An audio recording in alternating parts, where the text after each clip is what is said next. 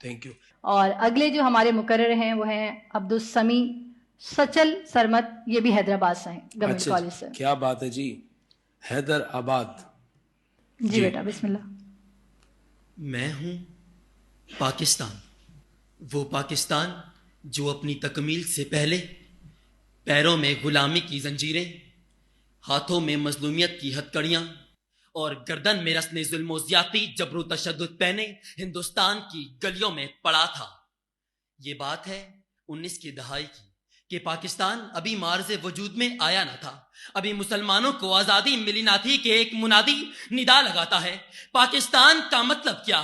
لا الہ الا اللہ. اور اس ندا کی پشت پر پاکستان وجود میں آتا ہے.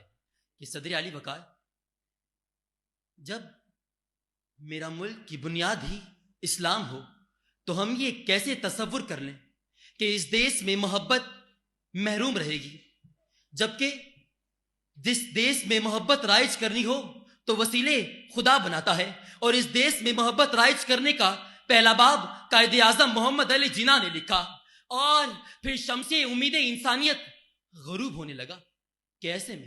کیسے میں ہم عبدالستار عیدی کی صورت بلا تمیز کفن پر لاشوں کو تمام آخر پہنچا کر اس دیش میں محبت کا قاعدہ لکھتے ہیں. ہم جے ڈی سی کے ظفر عباس کی صورت غریبوں میں راشن بانٹ کر اس دیش میں محبت کا قاعدہ لکھتے ہیں. ہم طاہرہ قاضی کی صورت اس دیش کے گنچوں کو اپنے لہو سے آبیار کر اس دیش میں محبت کا قاعدہ لکھتے ہیں. ہم مولانا طارق جمیل کی صورت رسم و روات کو چھوڑ کر ایک دوسرے کو گلے لگا کر اس دیش میں محبت کا قاعدہ لکھتے ہیں. ارے ہم ان دلیروں کی صورت ہیں جو کہ 27 فروری کو بھارتی دہشت گردوں کے سامنے سیسا پلائی دیوار بن کر بھارت کو چائے پلا کر اس دیش میں محبت کا قاعدہ لکھتے ہیں.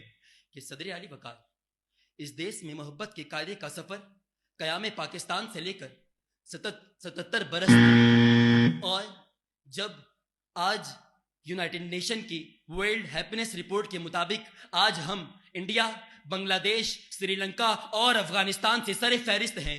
کہ صدر علی وقار، جب اس دیش میں محبت کو رائج کرنے کے لیے ہم نے غرور کی مورتیاں، انا کے مجسمے، تکبر کے بت کو پاش کیا، اور پھر یہ ہمارے جینے کا کرینہ اور طریقہ بن گیا، اور پھر محبت کو قائم کرنے والا ایک شخص بزبان حال سے پکارتا ہے کہ میں اپنے خواب سے کٹ کر جیوں تو اے میرے خدا، میں اپنے خواب سے کٹ کر جیوں تو اے میرے خدا، کاٹ دے میری زباں کو، در بدر کر دے مجھے یہ میری زمین.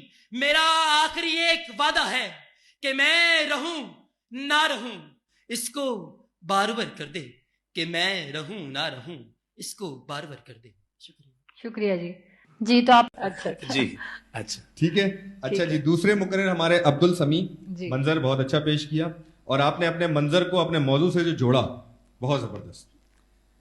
اس کے ساتھ ساتھ آپ کی تقریر میں بہت اچھے دلائل تھے، اور خاص کر جو آپ کی تقریر کی ڈائیورسٹی تھی وہ اتنی زیادہ تھی کہ آپ نے دشمن سے بھی جو محبت کا سبق دیا، دشمن کو بھی ہم نے چائے پلائی. ٹھیک ہے، بہت اچھا پازیٹیو جیسچر تھا. اور عبدالسمیع، یہاں یہ میرے کان میں ٹاک بیک لگا ہوا ہے. جوہر علی بٹ جو ہمارے ایگزیکٹو ڈائریکٹر ہیں، ان کی جانب سے آپ کو مائک ڈسٹنس پہ داد ہے کہ آپ نے بہت اچھا مائک ڈسٹنس جو ہے وہ جی ٹھیک ہے. اور ہمارے درمیان سے آج عبدالسمیع ارائیں، جن کا تعلق حیدرآباد سے ہے، وہ اگلے راؤنڈ میں کوالیفائی کر رہے ہیں، اور دونوں مقررین کے سیکھنے کا عمل جاری رہے گا. کیا بات ہے جی، آپ کو مبارکباد ہے. آپ کا بہت بہت شکریہ، آپ آئے، آپ اس مقابلے کا حصہ بنے. ایک بات تو طے ہے، ہزاروں نہیں، لاکھوں نہیں، کروڑوں لوگوں نے آپ کو دیکھ لیا کہ آپ اس دائرے کے آدمی ہیں، آپ بولنے والی مخلوق ہیں. ٹھیک ہے، تو انشاءاللہ پھر اگلے مقابلوں میں آپ سے